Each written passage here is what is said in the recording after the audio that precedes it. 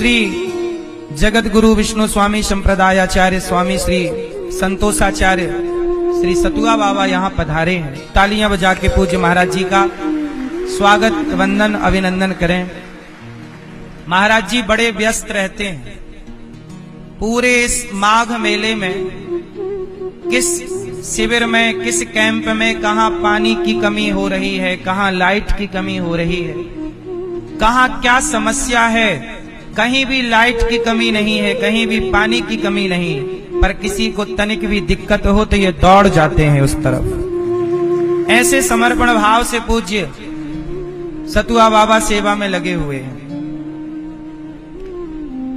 इतनी सेवा करना मुझे नहीं लगता कि ये सरल काम है। कुछ भी कह देना सरल है, पर कार्य कर लेना। अब सोचिए माघ मेला में पूरी देख रेख आपकी है, कोई जरा सी कमी ना हो कहीं। और मुझे कहते हुए कितना अच्छा लग रहा है। आप लोग बताइए, माघ मेले में आज के 20 साल पहले भी ये माघ मेला होता था, लेकिन इस तरह की सुविधाएं, इस तरह की व्यवस्थाएं पहले नहीं थी। आज इसलिए है क्योंकि सतुआ बाबा जैसे लोग समर्पण भाव से लगे हैं और हमारे मुख्यमंत्री जी भी समर्पण भाव से लगे हैं। वो भी देख रेख कर रहे हैं कि कहाँ कोई कमी तो ना रह जाए, कोई दूर दूर तक कमी ना रह जाए। इतना बड़ा कार्य हंसी खेल नहीं है क्या? आप लोगों को आपके घर की व्यवस्थाएं नहीं संभलती। और देखो ना, यहां माघ मेले में एक शहर बसा हुआ है नया। ये शहर ही तो है, नया शहर जहां सब सुविधाएं हैं। प्रयागराज की तो शहर की लाइट जाती भी होगी शायद, पर कुंभ मेले की तो लाइट भी नहीं जाती 1 मिनट के लिए। ये बात सही है कि गलत है? आप कितने यहां कल्पवासी रह रहे हैं?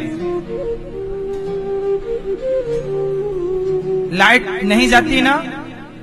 पानी की सेवा, लाइट की सेवा, सड़कों की सेवा सुव्यवस्थित है। ये सब मजाक नहीं है, हंसी खेल नहीं है। दिन रात लगना पड़ता है तब ये कार्य होता है। इस मेहनत को भी प्रणाम करना चाहिए।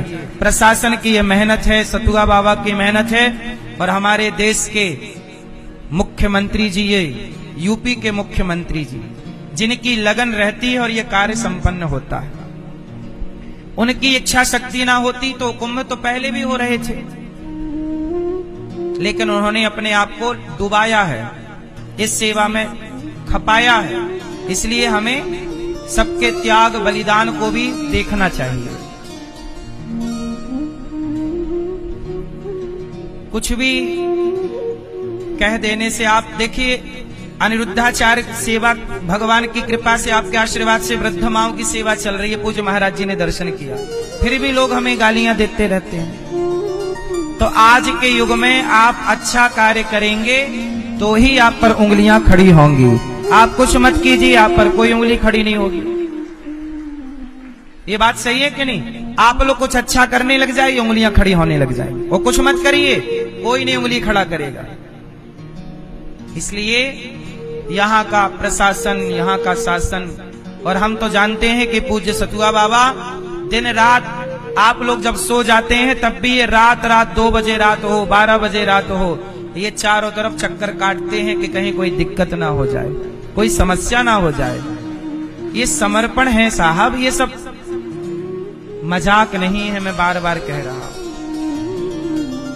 देखो यहाँ सबके लिए भोजन सतुआ बाबा चला रहे हैं।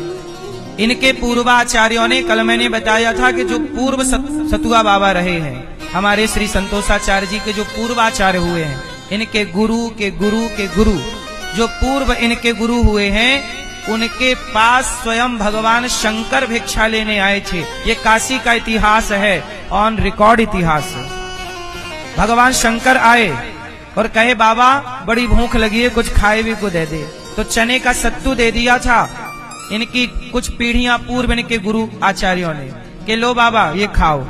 तो वो सत्तू लेकर के भगवान शंकर काशी विश्वनाथ बोले, बाबा आज से तुम सब भक्तों को ये सत्तू बांटना। ये कह के भोलेनाथ चले गए। और तब से उस पीठ से सदा भक्तों को सत्तू की सेवा होती आई, इसलिए इस पीठ का नाम पड़ा सतुआ बाबा पीठ।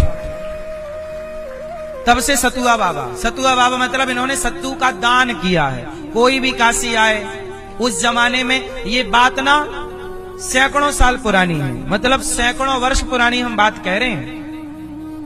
तो इनके आचार्यों ने सबकी सेवा की। कोई भी काशी आता तो भोजन कहाँ मिलता।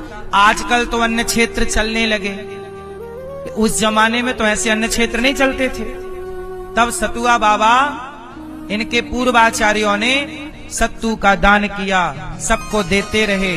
और तब से फिर क्षेत्र में क्या नाम पड़ गया, सतुआ बाबा, सतुआ बाबा, सतुआ बाबा। और आज भी वही सतुआ बाबा की परंपरा से उन्हीं आचार्य की गद्दी में आप विराजे हैं, संतोषाचार्य जी। सोचिए न, जिन्होंने शिव का साक्षात दर्शन किया, उस गद्दी पर ये स्वामी जी विराजे हैं, इसलिए इन्हें सतुआ बाबा कहते हैं। इनका नाम है संतोषाचार्य जी महाराज। लेकिन चूंकि सतुआ बाबा की गद्दी है, इस गद्दी पर जो बैठेगा उसे सतुआ बाबा कहा जाएगा। तो जो सेवा इनके पूज्य गुरु चरण करते चले आए हैं, उसी परंपरा को ये बढ़ा रहे हैं। यहां भी देखो अखंड इनका भंडारा चल रहा, कोई भी आता सबको भोजन मिलता। यहां सबको भोजन और शयन। कोई भी किसी के पास कैंप ना हो, यात्री गण आए स्नान करने कि चलो आज 2 दिन रुकेंगे, तो लोग यहीं रुक जाते हैं इनके पंडाल में। ये सेवाएं हैं। अब तो देखो आप कुछ भी कह दीजिए, फिर आपका मुंह है, कुछ भी बोल दीजिए। लेकिन सेवाओं को, समर्पण को, साधु परंपरा यदि जीवित है तो ऐसे महापुरुषों के बल पर जीवित है, जो सेवा में लगे हुए, भजन भी करते हैं और सेवा भी करते हैं। तो हम आपको निवेदन कर रहे थे कि पूज्य महाराज जी के चरण गौरी गोपाल में भी पड़े हैं, और उन्होंने वहां की सेवाओं को भी देखा है, गौरी गोपाल की सेवा को।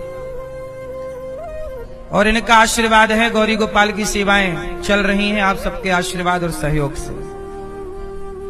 तो हम आपको निवेदन कर रहे थे कि अजामिल जैसा पापी नाम के बल पर तर गया।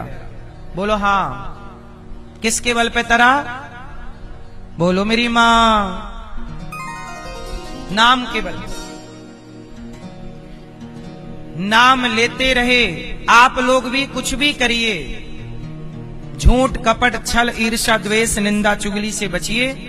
हम कह रहे थे कि गधा था, उसके गले में एक हीरा टांग दिया धोबी ने। धोबी को पता नहीं कि ये हीरा है, उसे लगा ये तो चमकीला पत्थर है।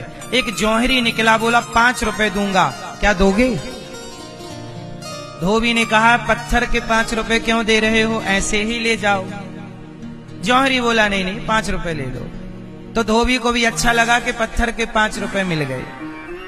5 रुपए में धोबी से जौहरी ने हीरा खरीद लिया।